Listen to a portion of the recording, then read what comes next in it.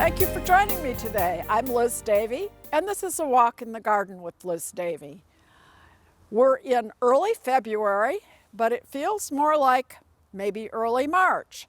Our winter has been limited, at least really cold temperatures, to about a day and a half. And that was last weekend when our temperature was below zero. But now we're back up again, and it's almost 50 today. Our temperatures have been running warmer all through January and February. We don't have any snow. Often I'm out here in the snow in February talking to you about what's going on in the garden. But this year, the ground isn't even completely frozen. There may be a few spots that are slightly frozen on top, but for the most part, we have had, so far, a reasonably mild winter. Now, that doesn't mean that March may not be snowy, and even into April. When you live in New England, those are the things that can happen. But so far, it's been very mild. We did have the cold weather last weekend, and we had a lot of wind. And we have had more wind than usual, I think, all season. So one of my big tasks on days when it is in the 50s is to get out and pick up sticks. This will ease some of the spring cleanup, and we can, I've got a burn pile going, a pile ready to be burned of lawn sticks. You can't burn leaves, but you can burn sticks, and a lot of them came down last weekend with the wind and the cold. I'm in the herb garden right now. It's covered with oak leaves, and it will stay that way until spring. The oak leaves provide very good mulch, and you can see that they're fluffy. They don't really mat down like the maple leaves, so they make a reasonably good mulch over things. They hold the air, and that's just like your insulation in the house. You want something that holds the air. Oak leaves do that on the garden. The first crop that will be coming up, and I already see signs of it, are the chives. And they're back here. And I will probably clear a little spot for those, maybe later on this month. Chives will be probably one of the first things I harvest from the herb garden, along with sorrel, and that would be my early crops of perennials. And so you can see little green sprigs of the chives just starting to poke through. Hopefully we don't get any more of this below zero weather. That we had did not bother them one bit. They kept on coming. So things are starting to feel like spring, at least underground. But there's not much to do in the herb garden except just let it wait. And that's true of the perennial garden too, which is where we're going next. I'm in the perennial garden, and you'll notice I've cut everything down. Now, normally I would leave most things up. I like to leave them up because it does provide a home for some of the beneficial insects. This year I am scheduled to have some surgery on my hand that I use the clippers on, so I thought I'd better get out here while the weather was nice and get some of these things cut down before that happens, because I will be limited in using clippers for a bit. So I have done that on one of the nicer days when it was around 50, 55 degrees. And so the garden is just mulched at this point, which can be raked off later on. I have noticed a few spots where some bulbs are coming up, and because we do have deer, I've got out my trusty deer spray, and I'll keep spraying bulbs. Now, the deer will not bother daffodils, rabbits won't either, and they won't bother hyacinths very much, although I will spray those. But crocuses and tulips are like dessert to deer and rabbits, so I will be spraying those and possibly even using some dried blood around the tulips and crocuses in order to get some that bloom and are not consumed totally by the deer and the rabbits. I know they need to eat too, but there are plenty of other things for them. 6 or 8. If you remember last fall, if you were watching me, I was going around the perennial garden digging little holes and collecting cups full of soil. That was mixed, and then a cup was pulled out and dried and sent in to UMass Extension for a soil test. I was wondering if I needed to add anything to my perennial garden. And I got the results back, and they sent 3 sheets very complete information of what and how much you need to put down per 100 square feet. And it's very good information. It's well worth it, especially if you're starting a new garden, to go ahead and follow the directions on their website for UMass Extension, and that's in Amherst, and send in your sample, and they'll send you back all kinds of information. I did find out that my soil is a little bit acidic, so I could use a little bit of lime, not too much, but a little, and also a little nitrogen and a little potassium. But I have too much phosphorus, so I need to be careful not to use any fertilizer that contains phosphorus. I'm not sure where it's coming from because we don't fertilize the lawn that much, but we are high in phosphorus and very slightly low in nitrogen and potassium. So I can use a little nitrogen and potassium fertilizer on this and a little lime and just a small dusting of each. So that was good to know that by and large I'm in good shape with my soil, and I will repeat the test in another couple years and see that things stay steady. A lot of websites are saying to start pruning, but I find it's a little early for that, to prune roses particularly. I tend to wait until the forsythia is in bloom. That's the yellow flower that you see in many, many yards, and it will probably be about April. I like to see some buds on the roses so that I know where to trim. Certainly if you have hanging branches, crossing branches on trees and shrubs, you can prune those out at any time. And you can prune back any fall blooming shrubs in the spring. But if you have spring blooming shrubs, don't prune them now or you'll lose the blooms. Some people wonder why their shrubs never bloom, and part of the reason is they prune off all of the buds. So some of the hydrangeas are that way. If you have hydrangeas that bloom again, rhododendrons definitely have their buds already formed for this year. Many azaleas do too. So if you start pruning those, be aware that you may not have as many flowers. Again, I like to wait and prune about the time the forsythia is in bloom, and that's also a good time to fertilize your lawn. It's a good indicator plant. I still have the baskets on chrysanthemums and lavenders, and they'll stay on again until about March or April, depending on the weather and if it looks like it's going to be clearing. Again, we have some bulbs that are starting to peek through here and there. On these warm days, they start to get going.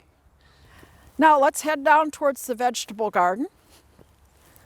I'm collecting my brush. As you can see, the town of Norfolk does allow open burning if you have a nice open area away from your home, which this is in my garden, and you do need to get a permit in order to burn in Norfolk. And you need to call them, you can get the permit online, but then you need to call them the day you do the burning to make sure burning is allowed that day. On windy days or other days they don't feel it's appropriate because it's too dry, they do not allow burning. So you need to get your permit. That's the first thing. And permits and burning is available from January 15th to February 1st. So theoretically, I could get my permit and call in and burn any day that there is not enough wind and it is allowed. We will be doing that soon, as we do every spring. Probably a little later. We have until May 1st, and after that there is no open burning. So be aware of that if you have a lot of brush that you've picked up from your garden. You'll notice I have some kale that is left from summer. And believe it or not, I can pick these little pieces and they're perfectly edible. And that's even grown on these days that the temperature goes up to 55 or so. We get some more buds on the kale. So I don't know, I'm gonna leave it here and see what it does. I planted garlic in October, and that's mulched over here. And I've mulched my strawberry plants. Most of the other things in the garden besides kale, and I've got a couple rows of short rows of kale, but everything else has been pretty much picked and composted if there was anything left of it. And then we will till up the garden before it's planted, probably in late April or May. And the strawberries are under mulch, as is the garlic. And of course we want to make sure the plow guy doesn't plow those up. And we'll pull back the mulch on those. Not fully on the strawberries or the garlic. The garlic will come right up through the straw mulch. Strawberries will too. I'll pull back a little bit of it. And hopefully by June we will have a lovely crop of strawberries, as long as we can keep the chipmunks from taking more than their share. Raspberries can be pruned at any time now and added to your burning pile. And the ever-bearing raspberries can be pruned all the way to the ground. The June-bearing berries, you would just prune the oldest stems.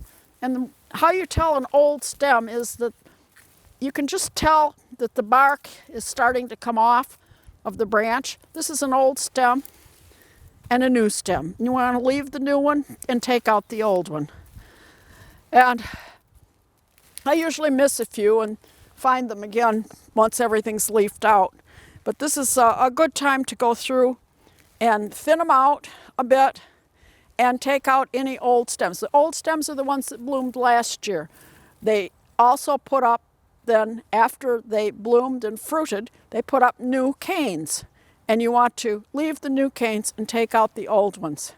And then we should have some raspberries, again, pending our weather and a good supply of water.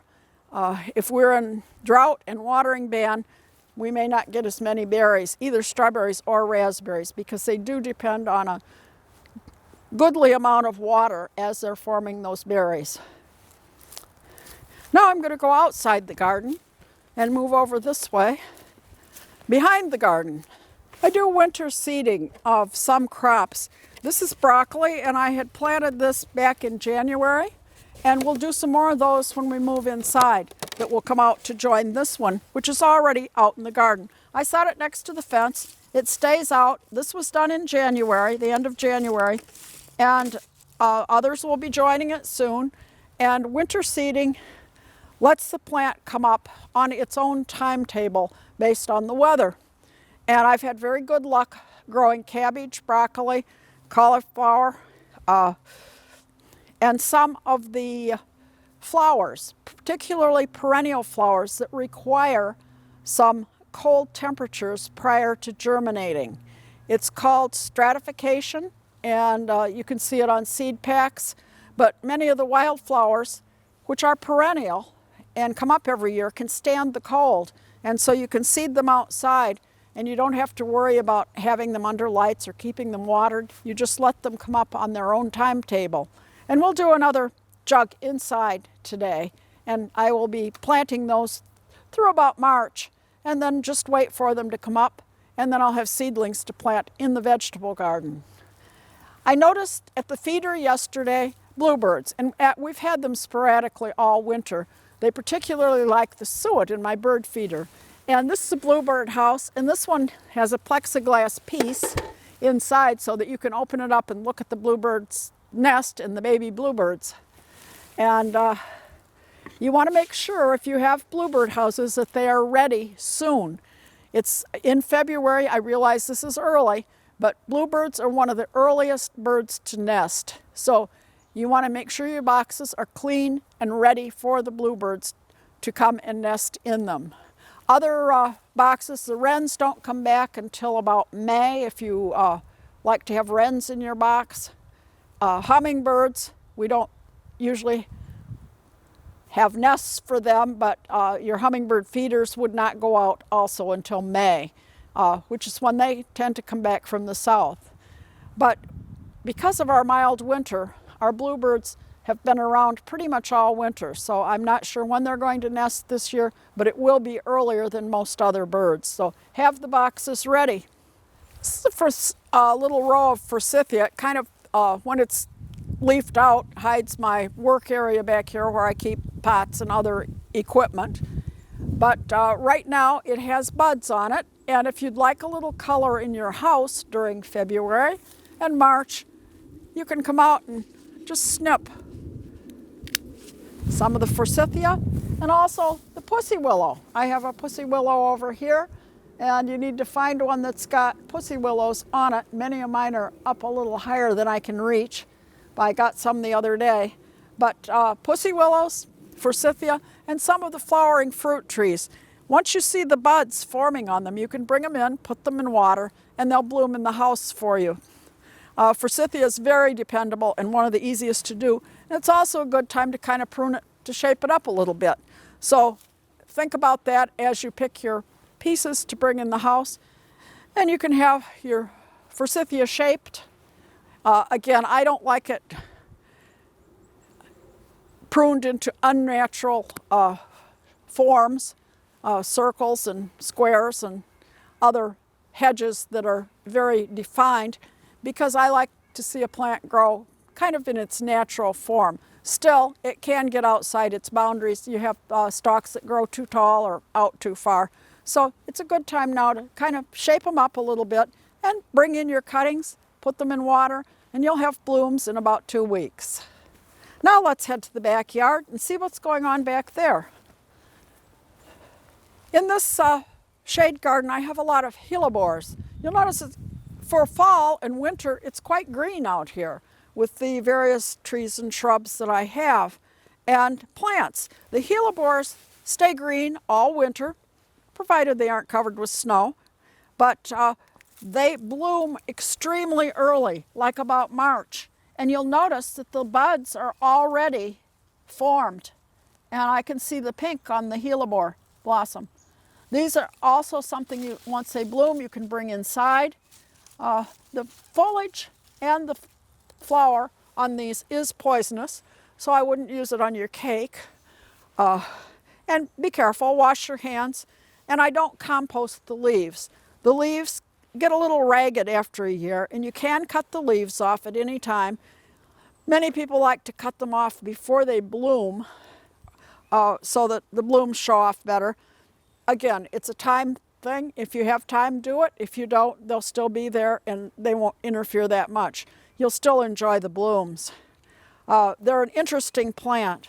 This plant is Leucothwae, and it's native a little further south of here, and sometimes listed even in this area. It probably will be if we continue to get warmer temperatures. And it will bloom in the spring with little hanging bells, but it is a nice broadleaf evergreen for the winter. Down here, I have a Christmas fern, and the Christmas fern is also one of the ferns that stays green all winter. So you can enjoy that. And of course, I have a lot of periwinkle, which probably was a mistake to plant because it spreads vigorously and is not native, but it does stay green, as well as some of the carex, the grasses that are green and white, and they will stay green all winter too. So you have something to look at during the winter. Speaking of bulbs, I just noticed I have a whole little colony here of snowdrops that are about ready to bloom. And you can see their little white pearl blooms, and they will be coming out very shortly. We're scheduled to have a day that's almost 60 degrees later this week, and I would imagine I will see the snowdrops fully open at that point. They're one of the earliest bulbs to bloom, and nothing bothers it. They just keep on going, and they will also spread. I started out with just one little clump, and now I have several clumps here and there throughout this garden, and I've even found them in some of the other gardens where the birds have spread the seed. But snowdrops will be our first blooms of any bulb. Pond is iced over, sort of. My ice melter is keeping a hole in it, and our wind of last week has spread a lot of leaves on the surface. So if we do get a day when everything melts, and we often do, it looks like it's almost that way. If every day this week is above the freezing mark, sun shines, I'll be able to get in with the net and get some of the leaves and sticks out of the pond. As long as it isn't iced over, I try to keep the surface cleared off. It keeps it from going to the bottom and forming sludge. So we'll try to do that. I can see the fish in here. They're little orange blobs, and they're under the water. They're moving probably not much at all because it is cold, but they will live under the ice and be perfectly fine as long as we have an opening in the ice. My shed, while it has a plexiglass window, still gets very cold at night. It went down to 0 when we were below 0 outdoors, but during the day it warms up quite a bit. So it's been good that I can work in there on craft projects, but it's certainly too cold for plants at night without any source of heat going. So I will wait until probably April or May before I can put plants out here. Now let's go inside, do a few crafts for the upcoming Valentine's holiday, and do some cooking too. With Valentine's Day coming, I thought it would be appropriate to do a few things that are Valentine's oriented, and one of them is making a few decorations for the house. And this is one I've used before, a heart, and I decided I didn't like it as bright red as it was, so I sanded off some of the red and then antiqued it a little with some stain. And now I'm going to decorate it up for the holiday with a few accents and hang it out near my door. And the first thing I'm going to add is a flower, and I'm going to use my glue gun.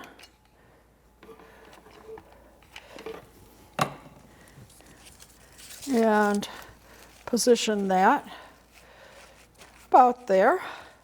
And then I've made a bow, just a simple black and white bow. I'm going to leave this up for a while, so I thought I would need it. And I need to cut off some of the wire that was there, a little too much. And we'll just glue that on in the middle. Pretty simple decoration.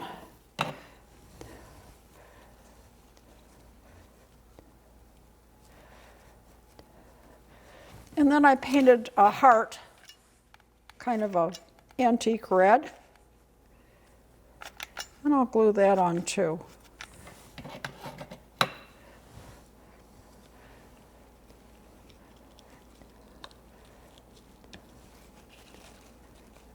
Onto the bow. And then I have this ready to hang up outside a little later on. And I'll just kind of set that over at the side.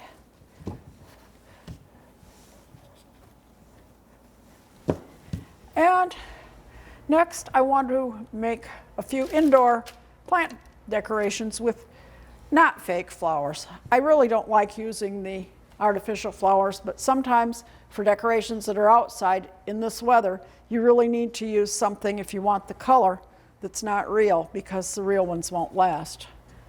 This is a picture that I have of pussy willows and forsythia, and I picked most of this forsythia week ago, and you'll see that it's starting to turn yellow. And basically I have nothing to do with this except to make sure there's water. You'd be surprised at how much these stems will drink during the course of coming to bloom. And already we have one pussy willow out, and again they will drop their coating, so you'll have to pick that up too. But it's a nice thing just to set on the counter and watch spring come, at least inside. Then I want to make a table arrangement. And for that I have a pot, and I've put in it a frog, which is a piece of metal with spikes on it. And I have a bunch of these. You can find them in antique shops. I don't know that they make them anymore. This one was my mother's, and I have had several from mothers and grandmothers, aunts, and so I've kind of collected them. I've picked some of the Pieris, Andromeda, and also some of the Lacothway for green stems. And this has buds on it. And again, they may bloom or they may just stay buds. There are some plants, and again, I want to stick it in between the spikes. There are some PRS plants that are actually red or pink. I just happen to have the native one, which is green and has a white or cream color flowering bloom. I've also got some of the Leucothwaite, and it's been in water, and you can see it too is starting to form its blossoms along the stem. So we may have some blossoms from the Leucothwaite as it comes around. Cut off a few of those. And then at the supermarket, I got some snapdragons, pink ones. They had white, red. But sometimes all you need are just a few fresh flowers. And you want to make sure you take off all the green leaves that would be below water in your arrangement. And that includes on the shrubs as well. And we're going to use all of these.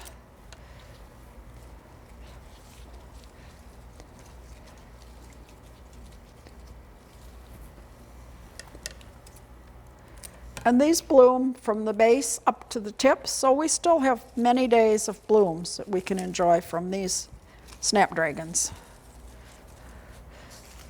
And that one came out. It's hard to see from the front. And then I also do some quilting and crafting, and so I made some Valentine hearts, and these will come out after the holiday is over.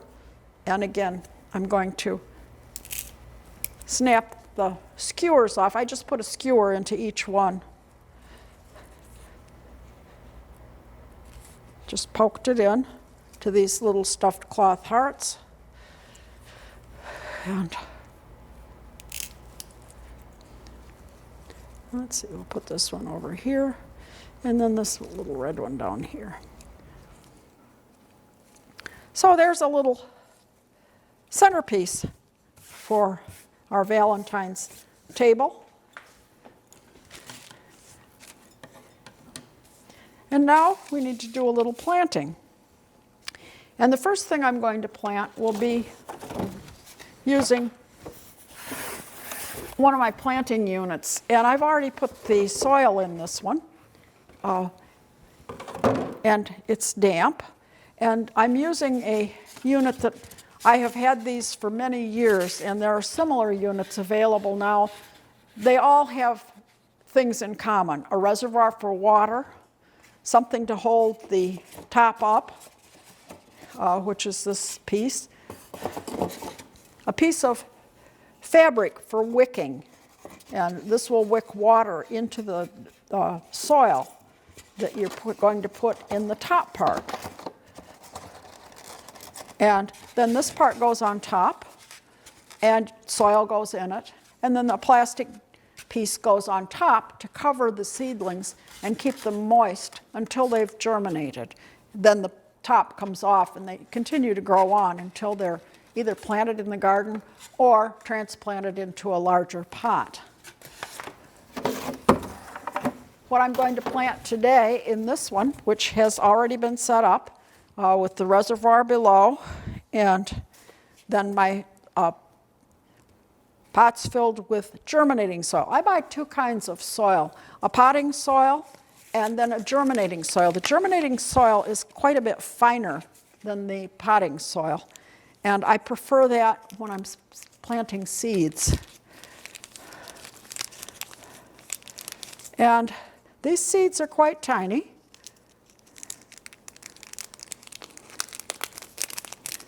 But almost every one will grow into an impatiens plant. And these take a while to germinate.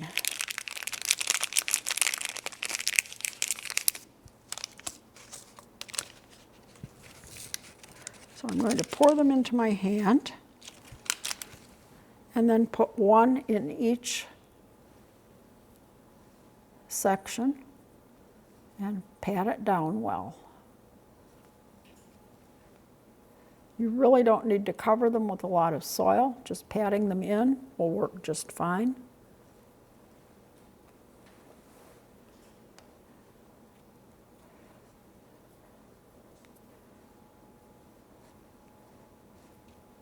Seed needs to be in contact. Now, a larger seed you would need to cover with about 3 times its size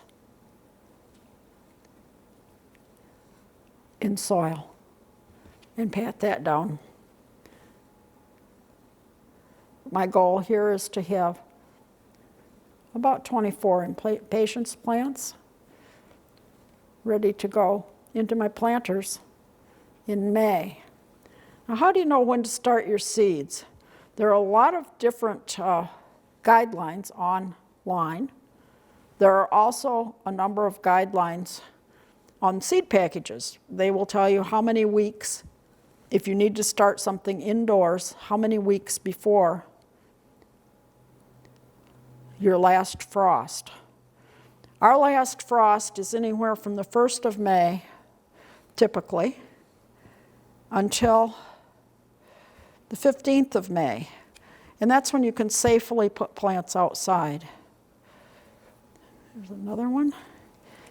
So you want to count back from that time to start your seeds. We're at about 12 weeks right now. And so I know that in about 12 weeks' time, I will be able to put these outside in my containers. Now, if I put them out a little earlier than that, I may want to make sure that I can definitely cover them if we have an impending frost. This is going to go over on my lighted unit where I have my seeds starting, and I will have lights on that for about 12 hours a day. Once I see little seedlings starting to come up, and that'll be in probably about 10 days to 2 weeks, I'll take off the plastic cover and then make sure that the reservoir is kept filled with water. You want the reservoir filled right up to the top so that the wicking material stays damp and the soil is able to get water from the wicking liquid. You won't add any fertilizer until there are 2 sets of leaves on your little plants, and then you can start adding liquid fertilizer to the water. The next thing I'm going to show you how to do is the winter seeding, and I had one pot outside, and we're going to start another one. And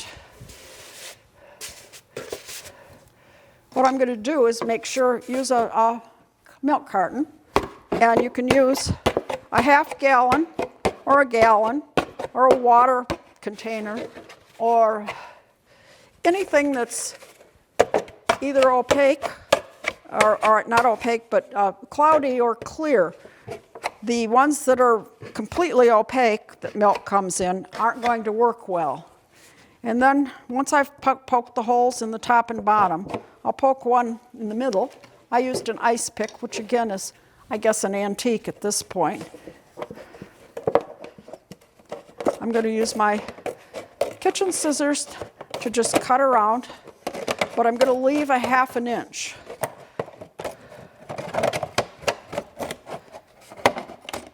It doesn't have to be exact, and this certainly is not.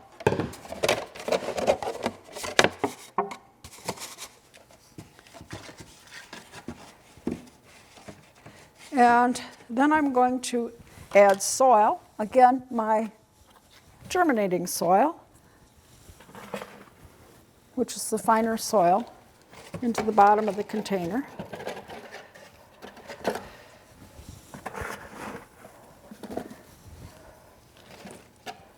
And press it down. And this has been moistened. It comes in a bag and it needs to be moistened.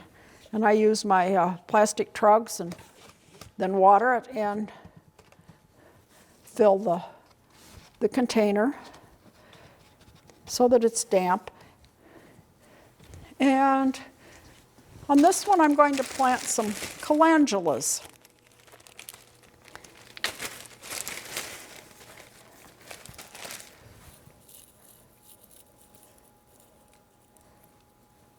And these are seeds that I saved last year from my calendulas. And I thought I would like some more, and I thought I'd start a few early so that I'll have some early blooms. They tend to bloom a little later if you just plant them out in May. These are bigger seeds, so I'm going to cover them with probably a ½ inch of the soil.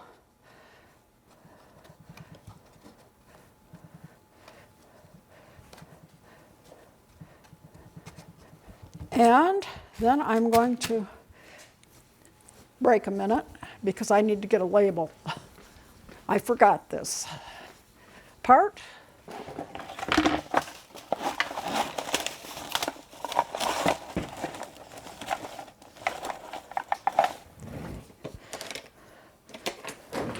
Forgot to get my tools out. Okay. You can just... Oh yeah, we'll make it edit there. The next thing I'm going to do is label the outside with a marker.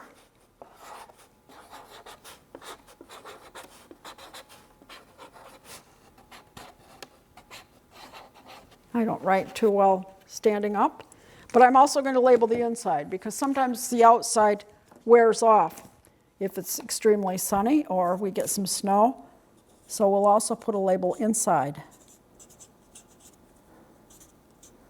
And I'll also write it in my garden journal that I planted it and that I planted it on this date. And the next thing we need is a piece of duct tape, or packing tape works. Duct tape. This is a duct tape. And you don't need too big a strip. Some people close them all the way up. I do not. Because when we get the sunny days and those seeds start to come up, it's nice to be able to tip that lid back and let them get the full sun during the day and then close it up at night. So I'll just put one good piece of tape on to hold it down now. Then it will go out and join the others in the garden. And about May or June, we'll look out and look in, and we'll have lots of little seedlings coming up. At least that's the hope. It's worked extremely well for me for many of the crops, and you can even do tomatoes and peppers that way, but you wouldn't start those until about April. Now, houseplants are the other big thing on the chore list, and if you have been with me for some of the shows, remember that I started cuttings in the fall. I put about 3 cuttings in each pot, and they've all rooted, most of them, and now it's time to add them to new pots individually, if you haven't done so already. It could have been done earlier, and for this I want potting soil. So we'll get out some potting soil. I'll put a bit in each pot.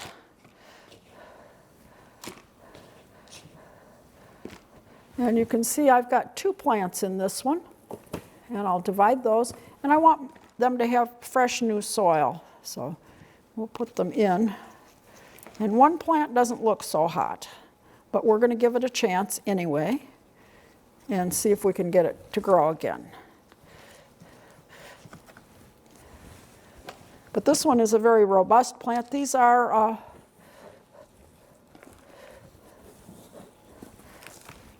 going to be filling my planters, and I have various different ones that I've grown. I've got some coleus, and this is Penta,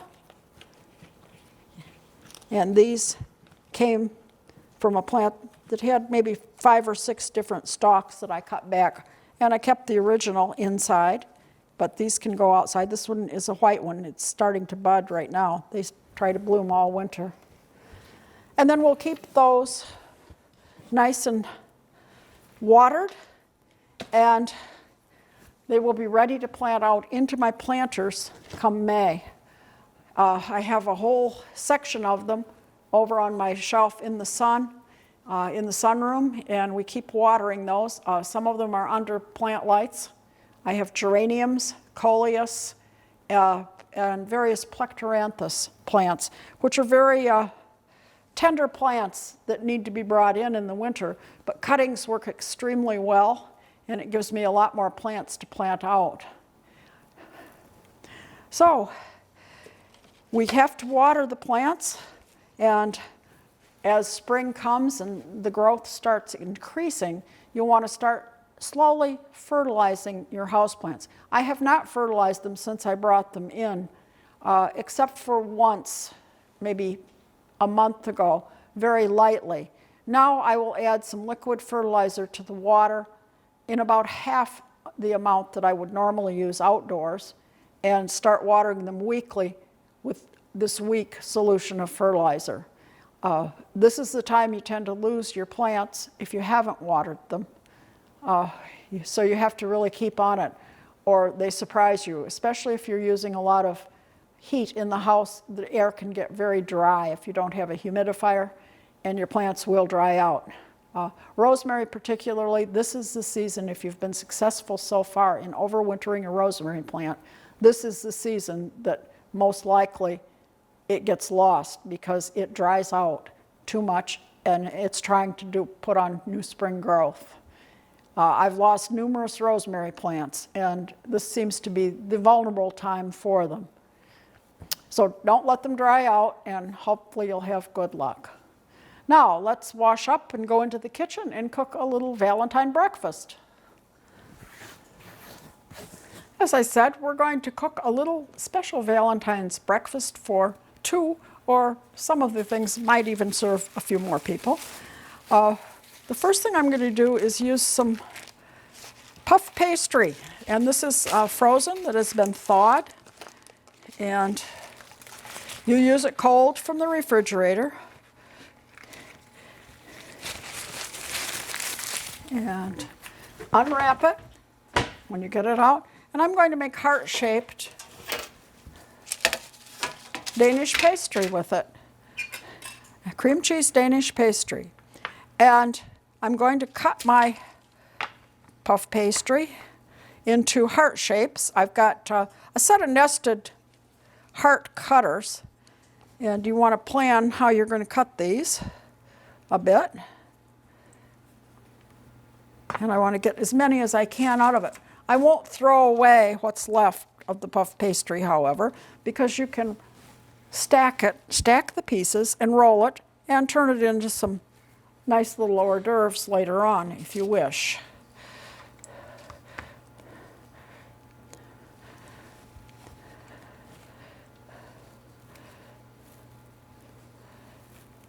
We can get 5 out of this particular piece, I believe.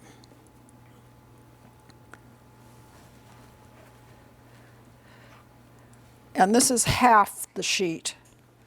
There is another piece that was also, actually another half. But we have our 5 pieces.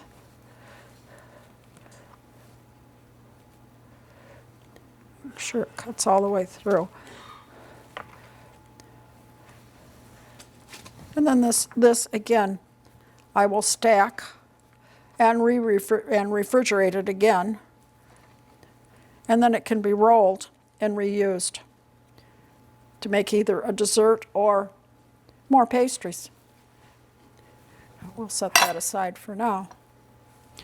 The next thing I need to do is to use a smaller cutter in the middle of each of these, but not go all the way through, just part way.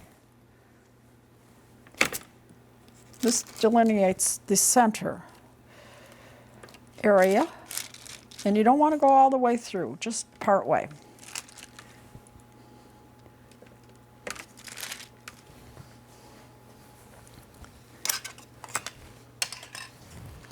And this is an important part. In that middle, you don't want it to puff up as much because we're going to put a filling in it. So we're going to use a fork to put holes in. so that the front, that portion won't puff up as much as the edges.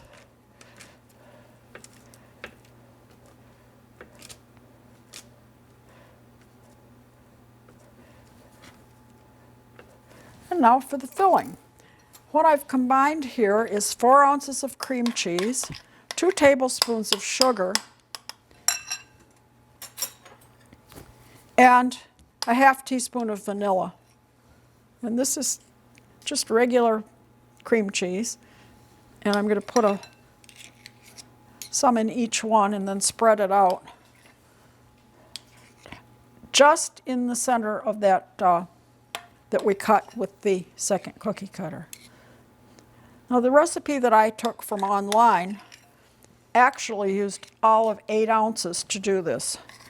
And it was too much for 10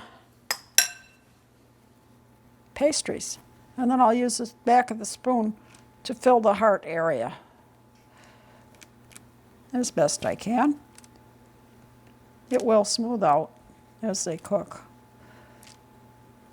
And then I have taken some cherries out of a can of cherry pie filling, and I'll put 3 in each one.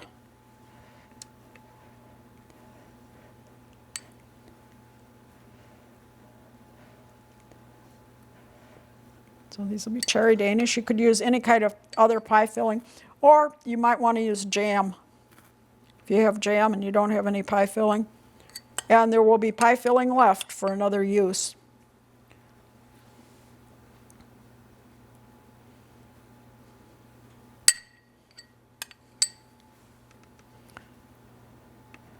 If you use the pie filling.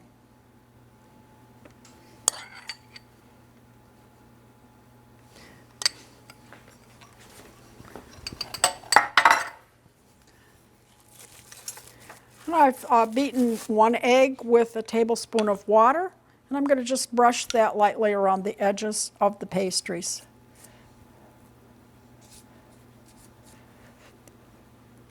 The part that's outside the inner heart.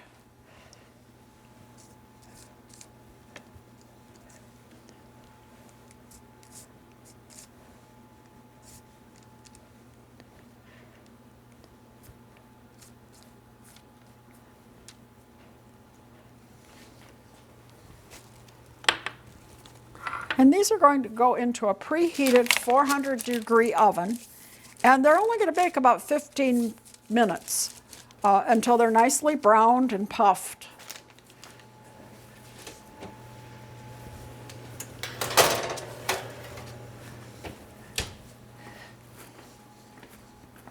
Now the next thing I'm going to do is make some heart-shaped bacon. And this is, I'm using a rack and a pan. The recipe that I found online wanted you to cook the bacon on parchment paper. And I made some that way and decided it was a mess. So a rack, if you're going to cook bacon in the oven, a rack works much better on top of a pan with sides. And I've cut slices of thick cut bacon in half. And I'm going to make 4 heart-shaped, approximately heart-shaped pieces of bacon for our Valentine breakfast. And I'm going to kind of roll them under.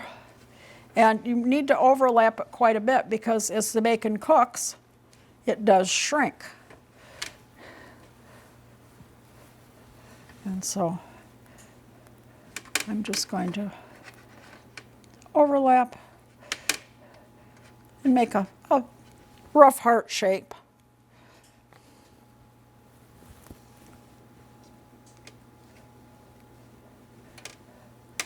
With each of these pieces. And some will no doubt turn out better than others.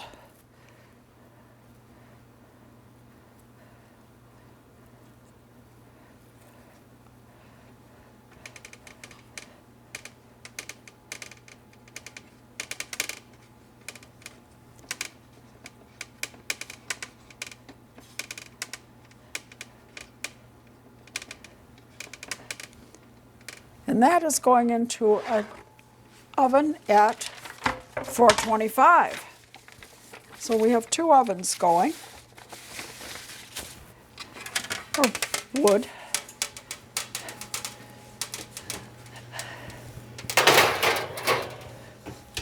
And the next thing I'm going to do are some eggs.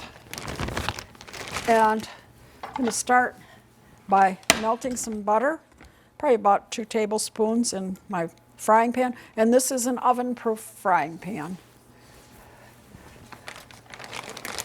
And I have a loaf here of whole wheat bread. And I'm going to cut 2 about 1/2-inch slices.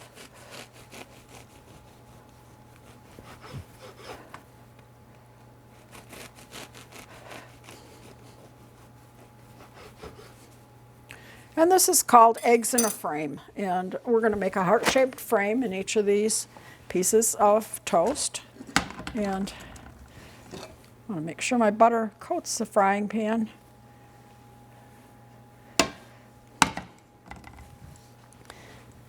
And for this, I will use one of my other heart shapes.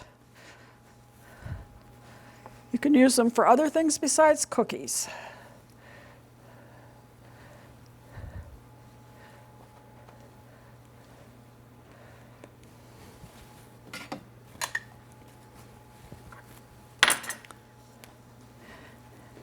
And once my butter starts to be really warm, I'm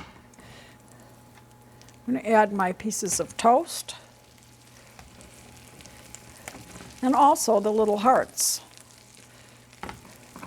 which will make toast too. And these will toast for, let's see if we can get them in there a little better, about 5 minutes.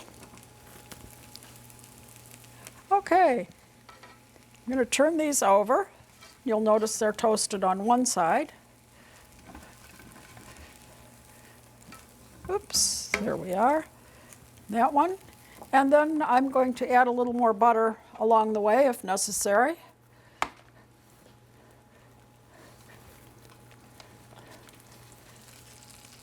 And into each heart I'm going to put an egg, and I'm breaking the egg first into a custard cup, and then I'll just slip it into the center of the heart.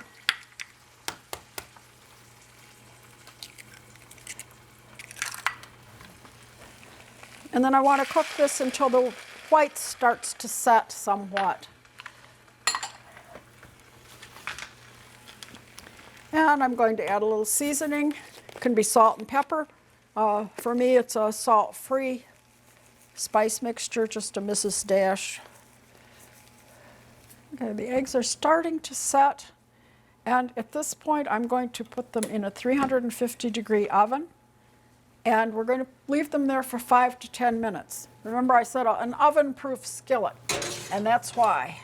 This allows you to have sunny-side-up eggs that have the white completely cooked, but you have the yolk that's still a little bit runny. So we'll take those out in about 5 minutes. But while we're waiting, I'm going to make a little frosting for our Danish pastry. And I've got a 1/2 cup of confectioner's sugar in my bowl. And this is just a simple frosting, no recipe necessary. And I'm going to add a little vanilla, and I have vanilla paste. You can use liquid or a little vanilla paste. I have about a 1/2 teaspoon.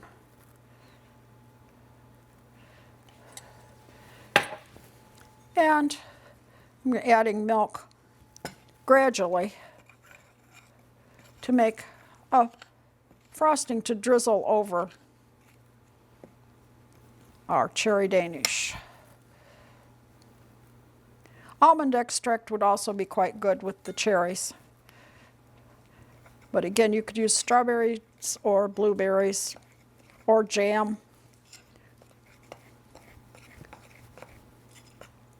But this is a vanilla glaze.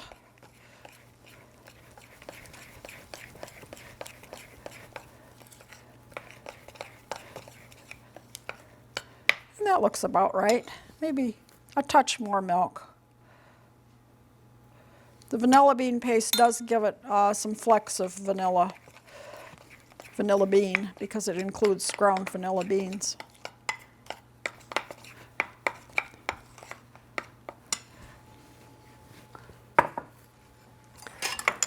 So now we'll take those out.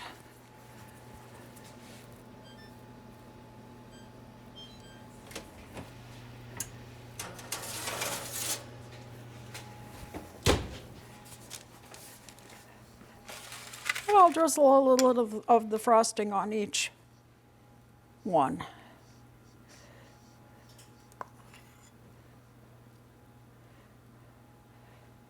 Just a little bit to finish them off.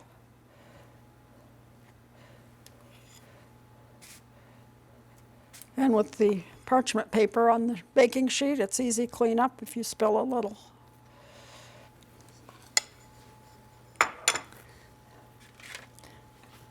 And now I'll see you in the sunroom where we'll have our Valentine's breakfast.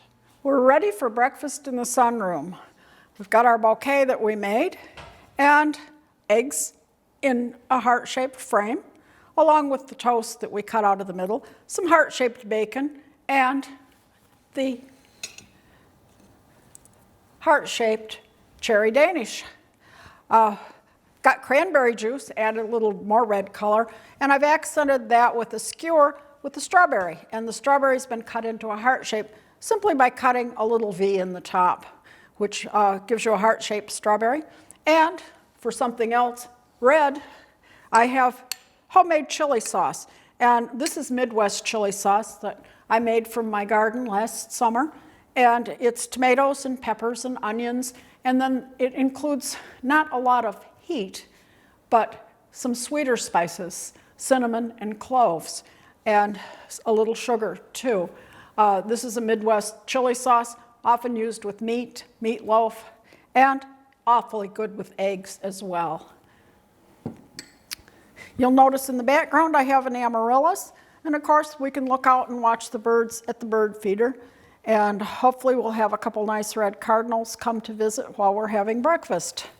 The amaryllis was brought in last fall after spending the summer in the garden, and I planted the bulbs and then let them stay dry until right after Christmas. And now you'll see I have one in bloom and another with a bud. They don't all bloom every year, but they do put up the foliage, which I keep watered, and I'll put some fertilizer in as I water my houseplants. And then this summer I'll plant those bulbs back outside and give them the sun and the water and the fertilizer that they need to increase in size. And then we can pot them up again, and amaryllis can bloom for many years that way if you take good care of it. And you'll have lovely red flowers for Valentine's Day or anytime. Some people start them before Christmas to have them at Christmas. I prefer them now when we don't have as many decorations and other things in bloom in the house. So bon appetit, and we'll enjoy our Valentine's breakfast. I'm Liz Davey, and you've been watching A Walk in the Garden on NCTV, Norfolk Community Cable Television.